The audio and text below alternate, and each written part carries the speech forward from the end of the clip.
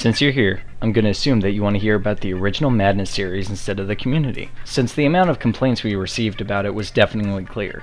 So, for once, we'll yield and give you exactly what you want. Mag agents are created with the use of the Agent Magnification Chamber, which was first shown in Madness 9. On average, the mags are enlarged to around 3 times the size of a regular grunt, and can withstand more damage, as most weapons seem to be unable to effectively harm them when fired. The reason why Hank hasn't fully turned into a mag agent was because Deimos was interrupted by being killed, leaving Hank in a half-finished state. If you look closely, you can see how Hank's stats change. Worth noting is the decrease in his intelligence, turning him into a powerhouse Giga Chad with immense strength, but simultaneously having the mental capacity of the average GP. A portion of Madness 8 takes place in the same building as Madness 3. This can be seen how the ventilation opening Hank originally entered the building from is boarded up. Differences end here, as Jeebus enters a different room than Hank. A lot of people seem to be puzzled by what the J in Hank J Wimbledon stands for, but seasoned fans already know the answer to that question. As can be seen from these screenshots, J stands for motherfucker, making his name Hank Motherfucker Wimbledon. In Madness 7, writings on the ceiling can be seen spelling Dissenter Be Damned, alluding to a relatively new character named To Be Damned, with his debut in a Madness movie named Dissenter. Unlike other sprite makers, Crinkles didn't use any references when drawing his weapons for earlier Madness cartoons. He would simply draw them from memory and fill in the blanks himself. That's why they look so unique. Currently, there are 3 different dimensions in the Madness series, first being Nevada, which is where most of the series takes place. Second is the so-called regular hell, where Sheriff's and Jeebus' souls went. And third is simply called the Other Place, which is an afterlife of sorts. Parts of it seen in the series are the Purgatory, where all of Deimos' adventures take place, and the Auditor's Hell, which can be seen in Madness 11. The whole Other Place is connected with Project Nexus lore and things like higher beings, or whatever. Play the game for more info, cause more explanation than that would include Project Nexus spoilers. Marshmallow Madness is a prototype version of Madness that came out in 2002. Currently, it's not present on Crinkles' YouTube channel. The Demon President Incident 111A comes from an altered image of SCP-087-B and is a rejected concept of Tricky and Auditor merging from the ending of Madness 10. After the sun was revived by an improbability device in Madness 3 and killed by Hank, in its place appeared an unknown source of red light, which rose to cover the entire sky by Madness 6 and has stood by the horizon ever since. Also worth noting is the fact that Madness 11 is meant to take place in a different dimension, but the quote-unquote new sun is still present, meaning that either the grounds of Nevada are hollow or Crinkles didn't think that part through. No one knows what the source of it is yet, and remains to be one of the unsolved mysteries in the series. It could either be the sun's corpse or its glitched version being upheld by the improbability drive. Now back to actual Madness facts.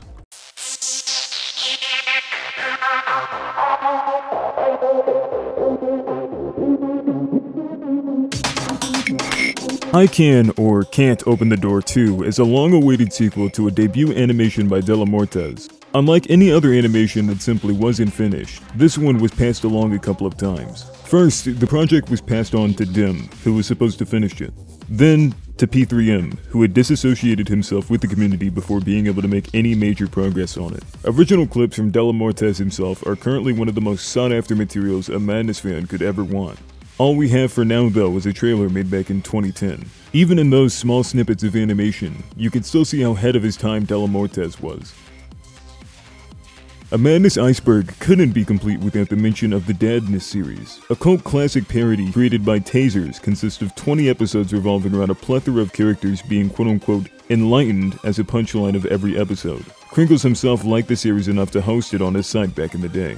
Notably, one of the characters named Mr. Nails got his own spin-off series, which was created by Gabriel Barsh.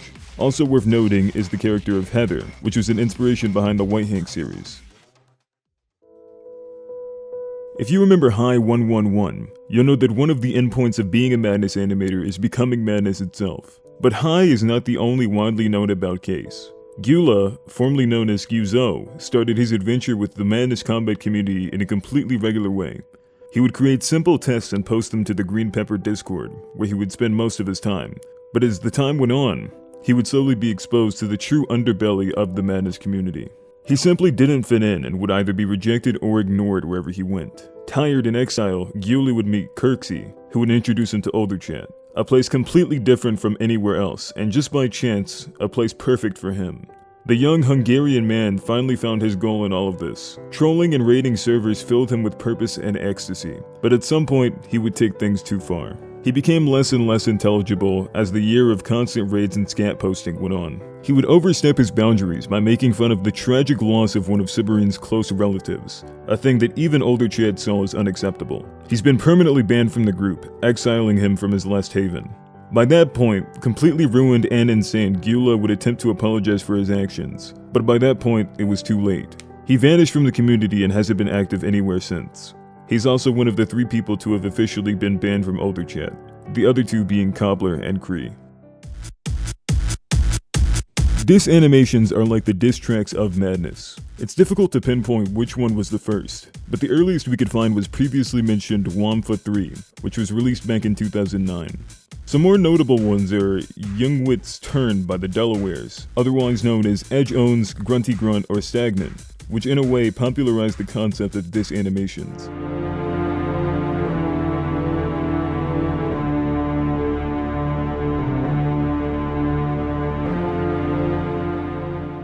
Another exceptional one is Randomness Birthday by Gabriel Barsh in 2012, which in a similar vein to the Betrayal collab makes fun of a beef between 2 animators, Treo and Randomness. Excellent. Naughty. Surprise. Button. Sex. Button. Sex. Button. Sex. One thing you have to understand about drama is that it's not important. What is important is its consequences and what comes to it, because no one cares if some kids have a beef over the internet. That being said, Dasker KS and Sapke, now known as Cryan, had some beef about dumb stuff. And what came of it was this legendary comment by Rock Lukey. The idiots are a idiots copy pasta now encompasses the entirety of Magnus' arguments. Because at some point you have to realize that idiots are idiots, and that it doesn't depend which country. Денис Лопатин, известный в русском фандоме как Дионистый ангел, или Аолка, завсегдатый человек Маднеса, и скорее всего форумов по Маднесу. Первый русский, который become Madness itself. Русский Rock Lukey с примесью Эша, эгоистичный 28-летний безумец, впервые завел аккаунт на Newgrounds в 2009 году. Примерно тогда же и стал админом в, на нынешний день, ненужной, но из-за отсутствия альтернатив первой популярной русской группе по Madness Combat в СНГ, где и по сей день является им. Поскольку из-за своего завышенного часового не смог рассказать людям, кто именно создал группу изначально, нам стоит лишь догадываться об этом. В комьюнити прославился своим аутизмом и завышенной самооценкой, из-за которого он думает, что может осуществить чью-либо идею лучше, чем оригинал. Не имея никаких навыков в какой-либо сфере, он нанимает своих собственных подписчиков и незнакомых ему людей в свои новые и оригинальные проекты, пользуется ими, а также банит людей, если они не хотят для него работать. Яростно негодует, когда человек отдыхает или занимается своими делами вместо того, чтобы рисовать то, что ему нужно. Яростно призывает всех анимировать только в SS Animate последней версии, только твином и только мышкой. Как Габриэл Борщ, при этом он его ненавидит из-за его тупого юмора. Людей, которые анимируют в прошлых версиях, мягко говоря, не любит. Не оказывает помощи тем, кто анимирует на ранних версиях, а тех, кто помогает данным людям, банит. При всем этом, его последний опыт в анимировании Маднеса был в том же 2009 году, и особой хорошей критики он не получил. Увлечен кодингом, имеет аж целых 3 собственных сервера про кодинг, ведет свой Reddit, пытается переделать Madness, а также кодинг-платформу AI Dungeon под себя. Защищает Шона. В один из дней ему пришла идея закрыть стенку паблика МСС, где на тот момент люди выкладывали свои работы, в то время как Кар создал собственную группу под названием Клуб М и переманил туда большинство контент-мейкеров. Клуб М — это хайповый мем-тролл-паблик. Как пример, мини-мертвый сервер в Дискорде Xstyle. МСС же — это смесь КРМ и Гринпеппера. Лопатина это очень сильно разозлило, особенно после того, как он однажды решил провести интерактив в группе, порисовать с подписчиками вместе. Но в один момент человек с никнеймом Lockout заспамил все скат-порном, после чего Лопатин подумал, что это подписчики новой группы Клуб М устроили на его группу рейд. Он начал сталкерить эту группу и перебанил каждого участника и банит их до сих пор. Уже 200 человек попали под бан. После закрытия стенки в группе Madness Combat Club он создал отдельный паблик. Но кроме неинтересных и тупых артов там ничего не было, что вынудило его закрыть группу и открыть стенку основного паблика снова. Так как он сталкерит хайп мем-группу Клуб М, администраторы, а также подписчики Клуб М решили зайти на дискорд сервер Аолка и обнаружили там его шизанутые идеи, а также глупые сообщения подписчиков Madness Combat Club, которым около 13 лет, что побудило администрацию постить скриншоты к себе в группу. От этого у Лопатина конкретно сорвало крыши, и он закрыл свою группу с 3000 подписчиками и почти перебанил весь свой дискорд-сервер. Поместил всех в тюрьму и начал их проверять, подписчики ли они клуба или нет. Но, к сожалению, обнаружить шпиона у него так и не получилось. A person with such immense understanding about madness and anything related to it, no one can begin to compare. Teodoc has been sharing his wisdom about the madness tributes, characters, guns, and their properties, and many other things for years now. His knowledge of madness tributes exceeds that of Sean's, the creator of Madness Archive, which contains even the most obscure animations. His comprehension and the lore of madness is higher than any wiki editor could boast about. He knows it all, and he easily surpassed Regesumai and Star Butterfly 17 years before they joined the community. Currently, he can be found on Twitter and in some YouTube comments. Now, for some things we got wrong in the original Iceberg. Sorry.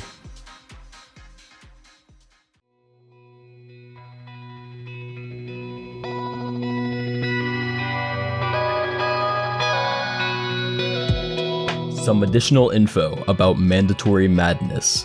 We got in contact with the original creator, and as we suspected, he's a really nice guy. Sadly, he said that it's unlikely that he's going to create any future Madness-related animations, but in return, he gave us some of the unused and unseen content from a planned sequel.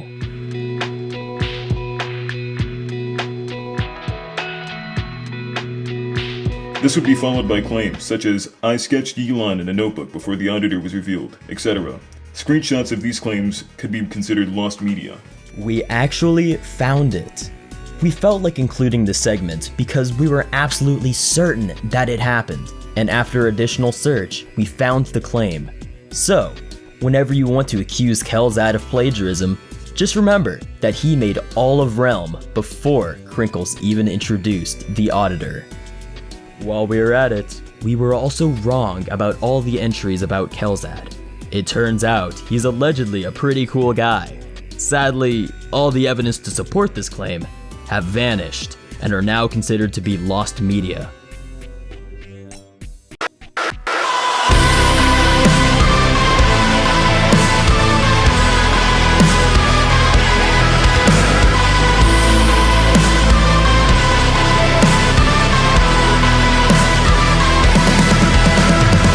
The theory by Happy Days turned out to be true.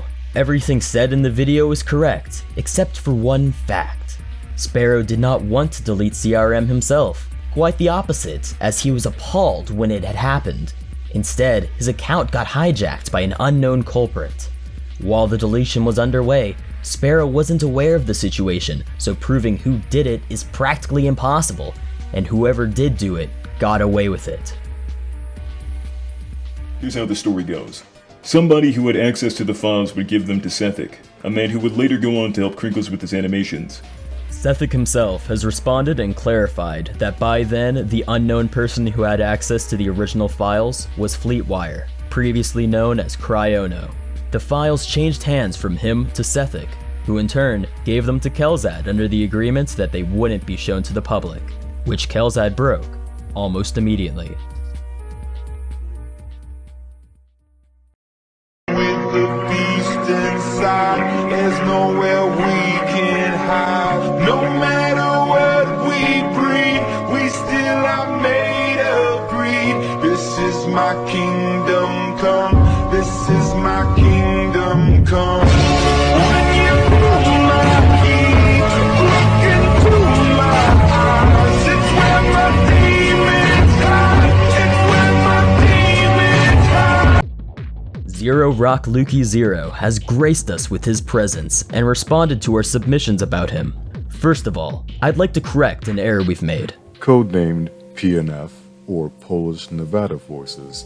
PNF actually stands for Polish National Forces, and Rock was really unpleased with us releasing his sprite sheet to the public. So to honor his copyrights, we will be removing the sprite sheet from public access on June 26th, 2024. So you better take it while you can. Other than that, everything else in the original still holds true. I think the time has come for us to seriously talk about madness.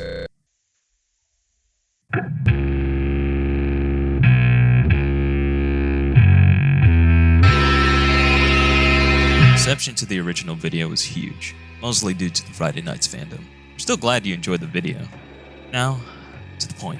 A lot of people have misunderstood what we had to say, some even twisting our words and intentions. So this time, we'll keep everything straight. No more jokes or subtlety. Let's start with the biggest question people ask. Is this iceberg video a joke, or am I supposed to take it seriously? Let's quickly break it down, because some felt like discrediting the entire video by calling it a joke. There are three main types of entries. Firstly being satire, which is using jokes to criticize something, meaning that what I criticize is serious, while the way I do it is not.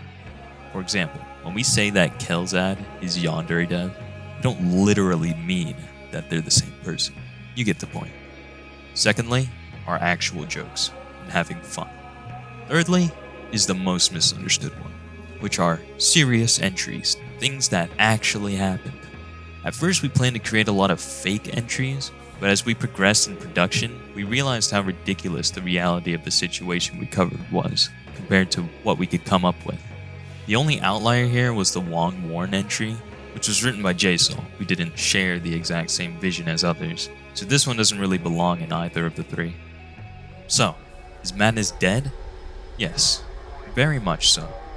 People who say Madness has been revived by the Tricky mod mistake popularity for what we're actually talking about. We're certainly not the first to say it. Back in 2013, Sethic criticized exactly what you believe to be the death of Madness. Saying Madness is dead because it's not popular is also plain wrong. In terms of popularity, Madness movies have been outperforming Stickman tunes for years. Popularity is actually one of the core issues here. Madness has died a spiritual death, meaning that it no longer resembles what it used to be, where once stood a simple, small community meant for creating violent cartoons about grunts killing each other, now stands a toxic and repulsive cesspool of drama and hate. Constant arguments about the politics of Madness servers, where influential members of the community fight for status and relevance. Enjoying Madness simply for what it is no longer becomes an option once you involve yourself too much. We didn't make that ending to deter people from joining the community, but to warn them of what lies under the whole facade, and as a wake-up call for our corrupt leaders to stop pretending these issues do not exist. Let's quickly check up on our 4 horsemen of the apocalypse while we're at it. Bantueta has gone radio silent, hasn't been seen anywhere since the iceberg video came out. Thank God for that. Sean hasn't been too active either. He did have some weird things to say, but other than that, nothing out of the usual. Cobbler, on the other hand, has been quite vocal about his opinions. He's been defending himself from the accusations while developing a savior complex, proclaiming that he would slay Olderjet and bring order to Madness once and for all. He did calm down though after being doxxed by Olderjet. And Kelzad, well, Kelzad has gone in hiding around the time Iceberg came out since he was feeling the heat intensify. But from time to time he comes back with a changed account named Sin. He's waiting for this PR disaster to calm down and return with his new batch of movies. During his absence, his spokeswoman had a lot to say. Cymberine, Kelzad's partner, had a lot of issues with our video. At first, she claimed she didn't care about it, but then changed her tune into silencing and banning users for posting the video in Sin, with the pretense that it was bringing up drama. She later decided to test the waters by making this tweet, trying to once again undermine the video by calling it a joke. When Kirksey called her out, she deflected by not answering the question posed, and by that point, Kree intervened. After bringing the conversation back on track, we finally got to something substantial. "The contents are untrue," she exclaimed, and by half she only means the Kelzad.mp4 entry, because everything else has been confirmed by people involved. That's where we hit a deadlock, because her main argument was that we don't know the full story. Supposedly, the leak is painting the GP team in a bad light. We don't know the full context, which might be true. Unlike her, we work with what we're given, and try to present evidence for everything we say. So, if the evidence is incomplete, how can we be certain? Especially that the full recording is private and only a select few people have access to it. If only we had that recording to work with. So here's the recording. It's about an hour and 20 minutes long, and I can confirm she's lying. Even before we came into its possession, people who were in the call itself said so. We don't expect you to want to sit here and listen to the entire thing like we had to, but in case you're unconvinced, The entire recording will be released to the public. Some personal data will be censored, but other than that, it's all out there if you're curious enough. Just to pique your interest. This one goes out to our friend Jollybag. This is so unrelated, but God, I hate how Jollybag talks. So, what is the truth then? We decided to reach out to people with much more experience on the matter, as it's better heard from them.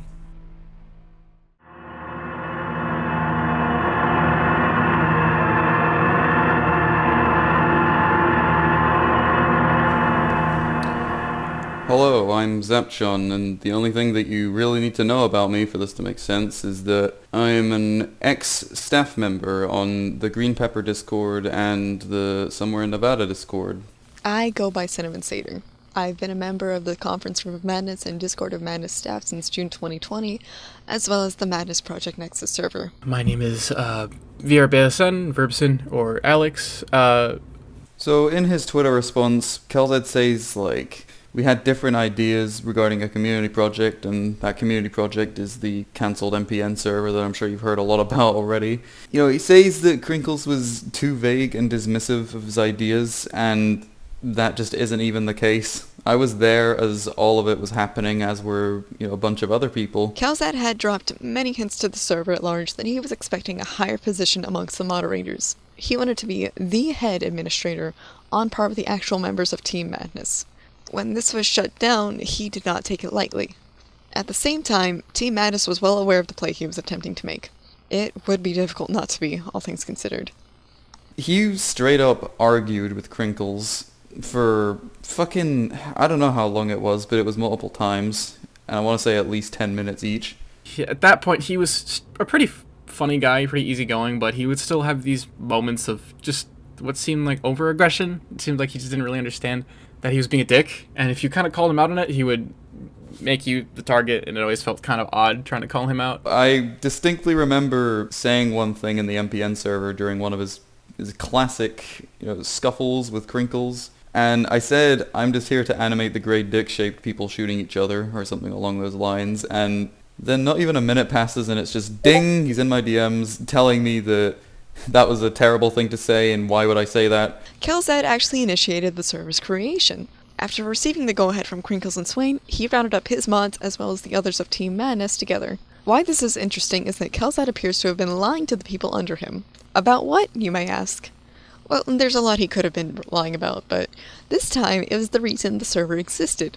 Publicly, he operated under the impression that the Madness Project Nexus server was intended to be CRM2, a new official Madness server, and one he very much wanted to be in charge of. This wasn't particularly obvious to anyone outside of Team Madness just yet, who had very much shot him down as soon as they heard it. It gets sold to us as like a official Madness comments, like Crinkles backed, and he sort of sold it to us like that. I later ended up finding out that Kelzad sort of twisted the words there again to make it sound like that's what was going to happen, when in reality it was literally just a Project Nexus server. It was a server for Project Nexus. It wasn't a server for CRM or like a CRM2. It was literally just he bent the words to try to make it seem like it was something that it wasn't. The issue I notice is whenever Kelzad isn't in the highest hierarchy, like the highest power, he starts making very brash moves, like here, where he removes Cinnamon without kind of the okay or the go-ahead from Funkle. At this point, I was removed from the project.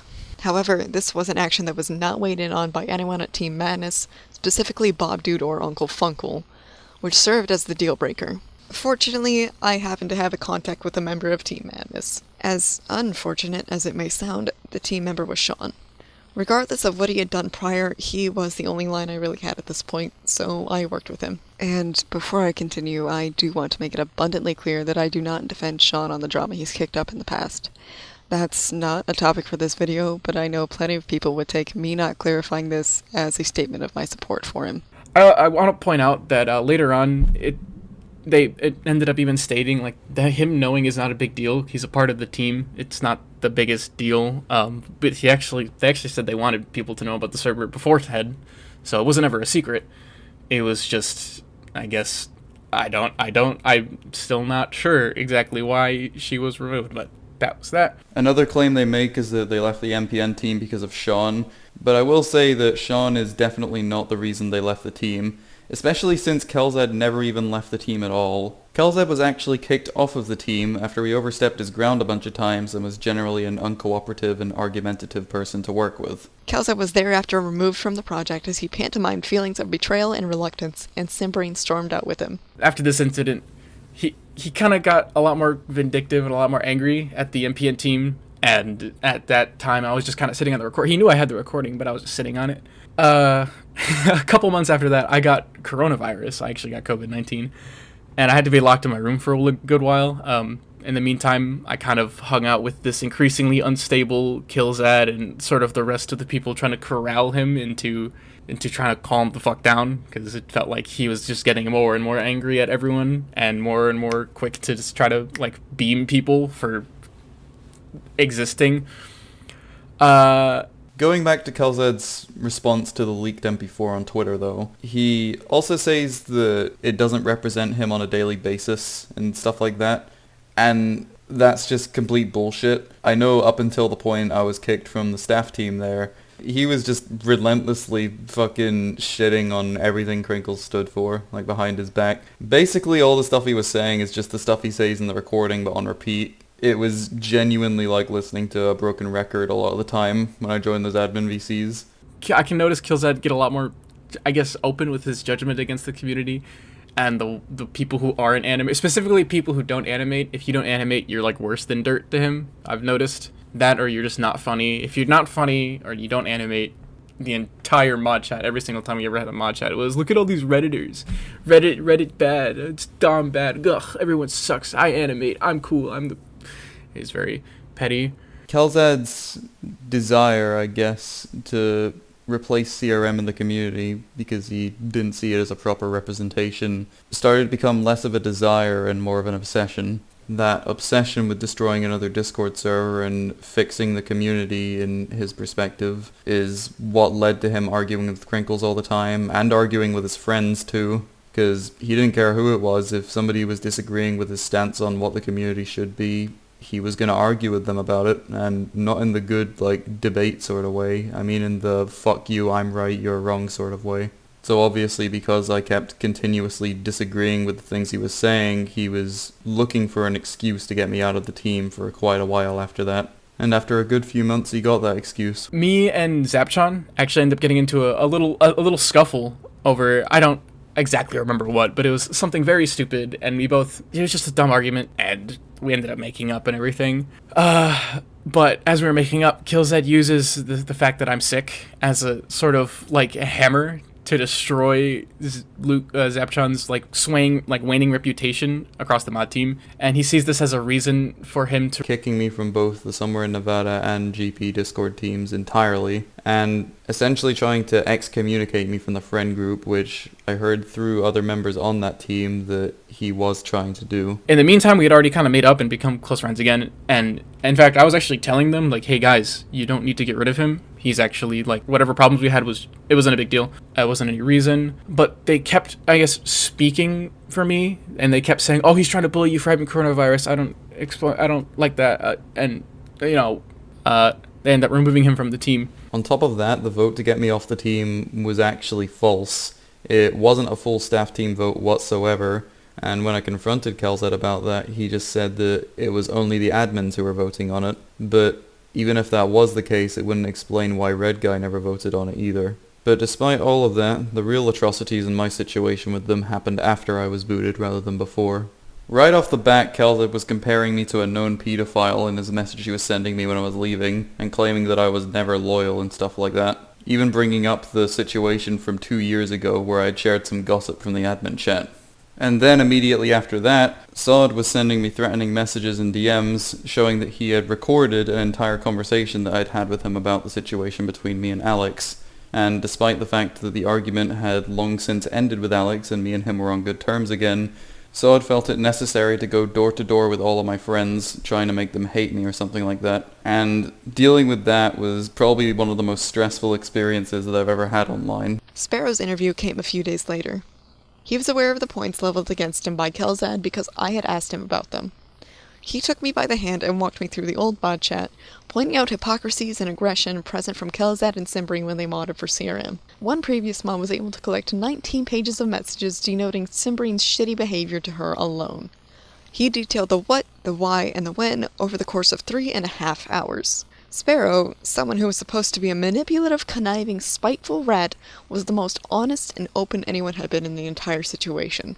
Kelzad, he ended up reaching out to me on Twitter and tried to get how I feel about everything. I gave him all the reasons that I had for losing faith in him, and he backpedaled and essentially kept moving goalposts about saying, oh, sorry's not good enough, and then sorry, all we need is a sorry, and then sorry's not good enough, and all this nonsense about how I could have made him look stupid if I just would have told him how I felt, and all this garbage. Simbrine ended up reaching out to me, and from what I remember, from what I saw, it sounded like my relationship with Amity at the time wasn't really existent, so I was just like, oh, what does this person want? And she started off very cheery, and she started off very happy, and then after a while, I kind of realized that she was just lying to me to sort of get my take, a more personal take on the situation, and that sort of upset me, because it's like, again, you're just trying to lie and manipulate to get what you want, and it seems like you're both very good at doing that. And then CRM went down. I was freaking the fuck out, as you might be able to imagine. As I was assembling a small server for the CRM mod team to discuss what happened, as well as tell them about everything I had been up to behind closed doors, I asked the MPNS if they had any knowledge of what happened. Given that Sparrow's account had been compromised and had deleted CRM from the inside out, nobody knew anything just yet. The only threads that existed were older chat claiming responsibility for a mass false flagging campaign against CRM because Kohler was streaming RoboCop. While I was busy with all that, Kelzad and Simbrine started to hint at how tragic it was that there was no longer a main Madness server. Oh, and we happen to have one ready to go? My, how convenient! I was angry enough to start poking back publicly now. Hey, so I'm Spirit. I was the founder of CRM and a former mod here and there during its lifetime. I'd like to take this time to share my experiences as well as the experiences of mods I used to work with in regards to Kelzad. However, since Kelzad had a copy of the template, the rules, and the bots, somewhere in Nevada was created and advertised before CRM's hypothetical corpse was even cold. Firstly, when CRM was deleted last August, the only thing Kelzad did on his front was that he took advantage of the situation. This was when he created the Sin server within just almost 6 hours after CRM went down. Then he and his affiliates immediately started spreading misinformation, telling everyone that the reason CRM was deleted was because of the RoboCop stream. He wanted to convince everyone that CRM was deleted by Discord TOS, therefore CRM couldn't return. The problem with this was that nobody in the CRM mod team knew what happened. Discord hadn't gotten back to us until weeks later, and that was only through Sparrow because he was the owner of the server. In other words, there's no way Kelzad could have known any of this. He intentionally lied for the sake of redirecting the community into his new server, one that he hoped would become the new CRM. These attacks continued even after Dom took CRM's place. One of the biggest examples was that Kelzad went as far as to try and sabotage Dom's potential connection with the RP server, the RP sector ran by Audanti. He sent Red Guy to intimidate them by saying that if they partnered up with Dom, Sin would immediately retract their deal, despite the fact that Dom didn't mind if Sin also had a partnership with the RP sector. That's kind of bizarre coming from the person who proclaims he values the community. Wouldn't unity be a good thing? In the end, it didn't matter because even before Dom sealed the deal with the RP sector, Sin retracted their deal anyways. Secondly, before CRM was deleted, screenshots came to light where he privately told people that if he had the chance to delete CRM, he would have done it at some point. And finally, maybe the most damning recent example was the infamous video that got leaked, where he shit-talked Crinkles because Crinkles didn't share his vision for the PN2 server.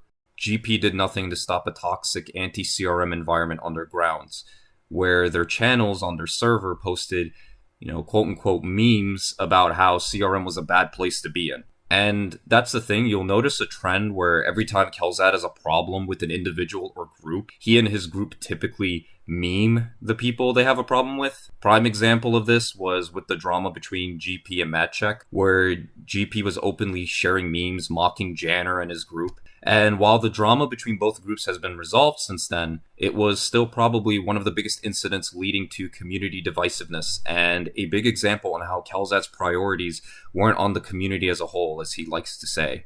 The situation was getting so bad to the point that we had to set up a conference with their mods and ours, where we tried to have both parties agree to cut the shit talking for the sake of avoiding divisiveness in the community. Well, at the end of that conference, at most, we got him to agree not to shit talk us in public specifically. I guess he figured he couldn't control himself to not shit talk us in general. For the next few years, one of the biggest hurdles CRM had to face were malicious rumors being spread about the mods and how they operated. By malicious rumors, I don't obviously mean constructive criticism, because to be fair, there were incidents where the mods, myself included, didn't do our jobs properly.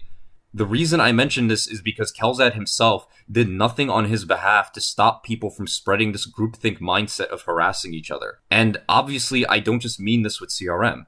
Again, over the course of years, I haven't seen any evidence where Kelzat himself went out of his way to help reconcile issues between people. If anything, the evidence of him helping to spread malicious rumors about people he disliked has only grown over time.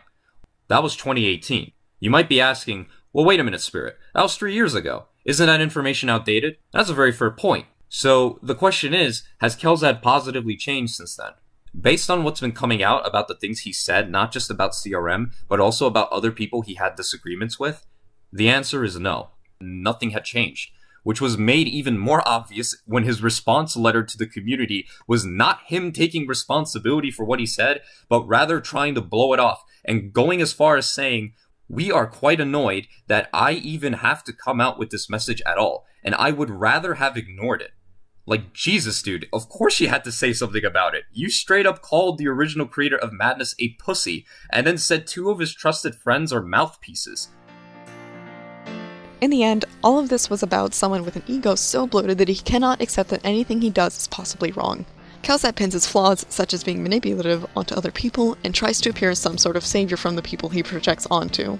He will go as far as running a smear campaign against some Brit who called him out on being a dickhead and willingly obscure evidence that could paint him as anything but the victim. He will willingly remove parts of evidence that provide context that could give a situation nuance when he seeks out people to forcefully remove him. When you question him, you are threatened. That's because if you are not with him all the way, you are against him. As a final addendum, I hear he can be a great person, and I do believe the people and close friends of his who have said that.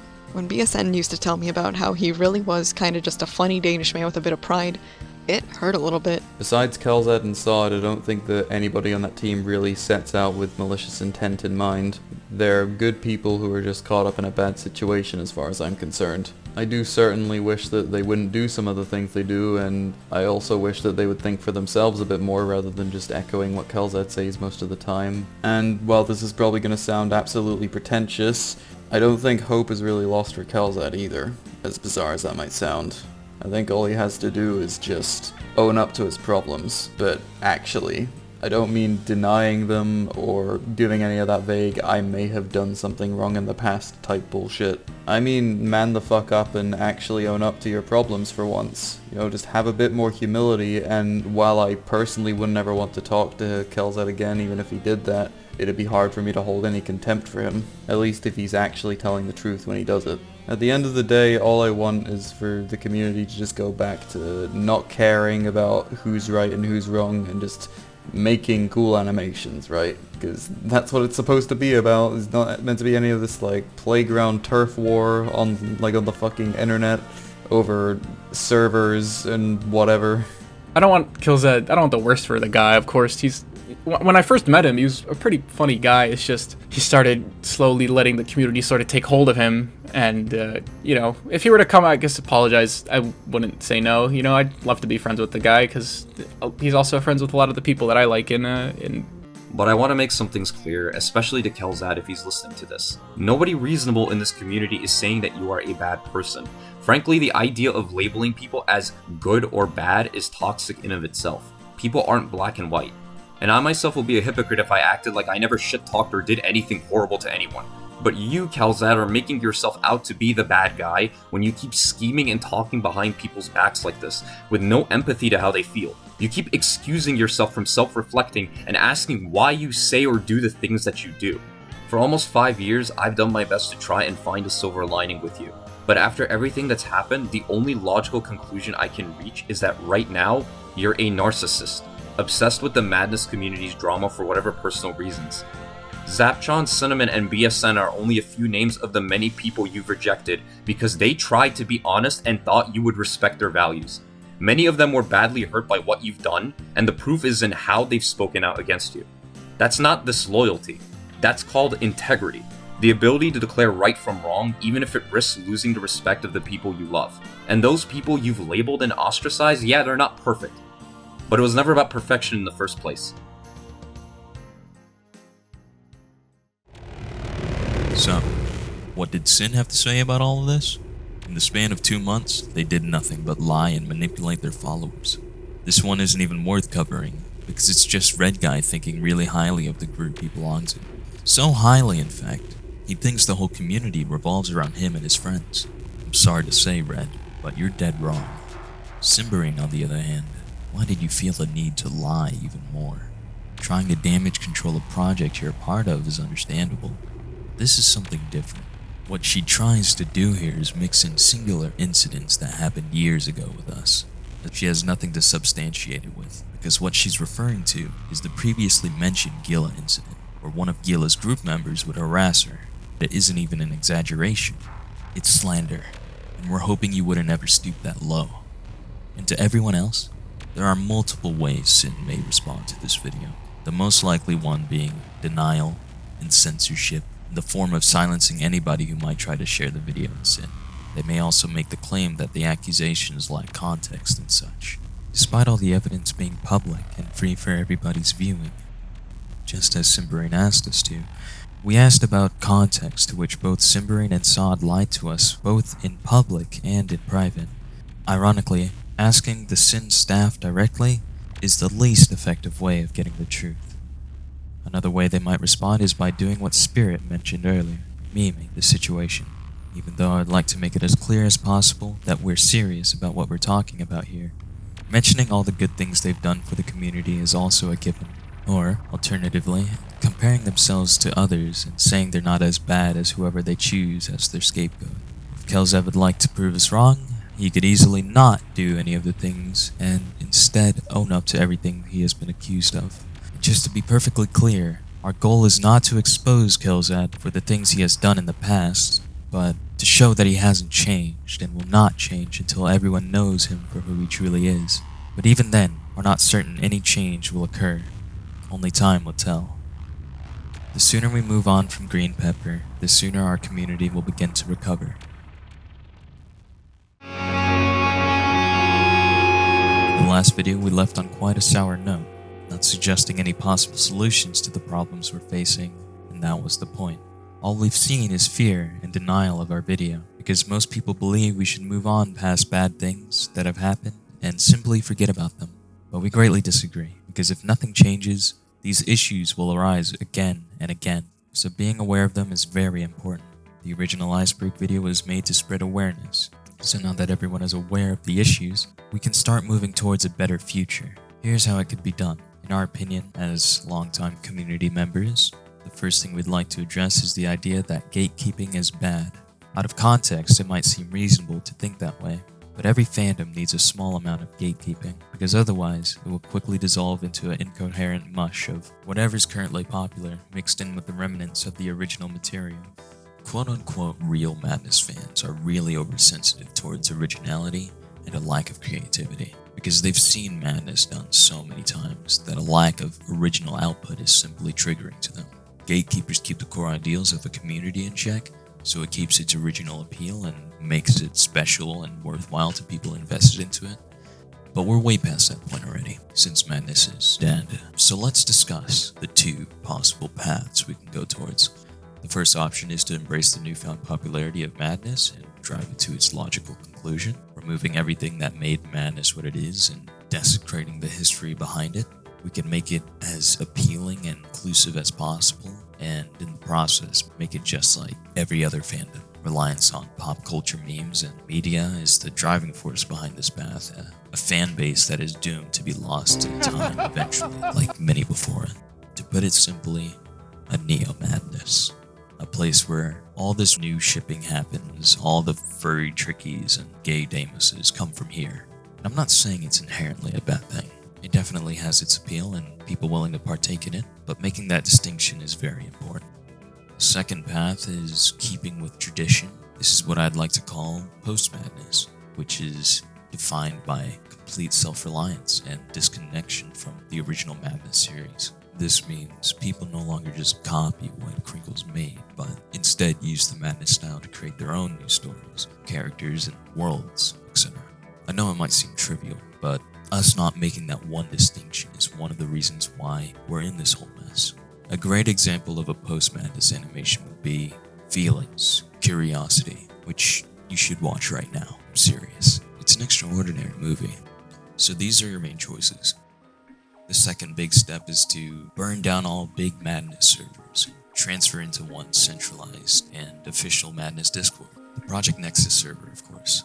There's no clear definition of what constitutes as a big server, but ones that definitely have to go are Discord of Madness, Somewhere in Nevada, Green Pepper. First of all, these servers were made as placeholders for the official Madness server. You've heard enough about the MPN drama, but now that the said server is here, these 3 servers have become obsolete. They no longer serve much purpose outside of further dividing the community. A lot of issues are solved with this move. Madness politics are practically eliminated because there's no server turf war to begin with, and the community becomes more peaceful. The MPN server is pretty good though. If you're looking for a solid Madness server, here you go. The current mod team is well picked and filled with trusted and competent individuals. As a bonus, you can watch Crinkles work on the game every now and then in VC. It's a good time. If you can't find yourself an MPN, you can simply join dozens of smaller servers, if you know where to look, of course. And I can tell from experience that problems present with big servers don't arise as often, if even at all. Smaller groups rarely feel the need to fight each other, because everyone has their own place where they can enjoy Madness however they like to. One criticism of this idea might be that big servers have created their own communities, but I'm sorry to say that that's untrue. Dom and Sin have no distinct characteristics from each other, meaning they're essentially pointless. They are less like a community and more like a location. If you want an example of a community, I'd say Xtile, because even though it had dozens of its servers deleted, the identity of the community lived on. Whether its impact was good or bad is debatable, but it's undeniable that Xtile had more of a community than corporate servers do now. It's not defined by a place, but by its individuals. That's what a community is. You're all uniting for nothing except the brand, and behind the brand there's no substance worth fighting for. This, however, requires mutual agreement, and from everything that transpired, we know that Sin isn't very cooperative. So we dedicate this proposal more towards Dom. We know you people try your best to make the community a better place, but unless you have any better ideas, this is currently our best option. Personally, we have nothing to gain from big servers disappearing, because the team behind these 2 iceberg videos stay in their private, unavailable to public servers. Our interests in the matter is unbiased. If you're still unconvinced, feel free to leave your thoughts in the comment section, and we'll respond to any questions you might have. Another thing we would heavily advise against is creating animator groups or studios. In concept, the idea of an animators group doesn't seem to be that bad, but all groups have 2 ways they will come to an end. Either they die and become inactive, like in the case of Madbox, Flame Vortex, Mad Check, or any other forgotten group, or alternatively, the owner of the studio begins using it as a personal channel. Examples include Ground Zero, which is essentially Prov22's channel, and Green Pepper Studios, where everyone who created content besides Kelzet has left or become inactive. The creation of studios is also susceptible to hierarchies, where your status in a group is directly proportional to the rank you hold within it. This creates nothing but elitism, and if our goal is to unite the community, we should avoid it at all costs. It's rare that anything good has come out of Madness groups being made, except for content, which we can just as easily get from solo channels. It's important to note, however, that the reason why Hyun's Dojo works is because it doesn't pertain to a specific members list, and includes worthwhile animations from the Animators Collective. Again, it's a community, not a group. Just to wrap it all up, we have a message to Gip50. We know you're in an awkward situation at the moment, Billy. stuck between a rock and a hard place. But the times have changed, and so did the people around you. Feel free to talk with us more often. Great times are ahead of us, people. It all would have been a lot simpler if only the community studied Imagine by John Lennon. Imagine there's no control.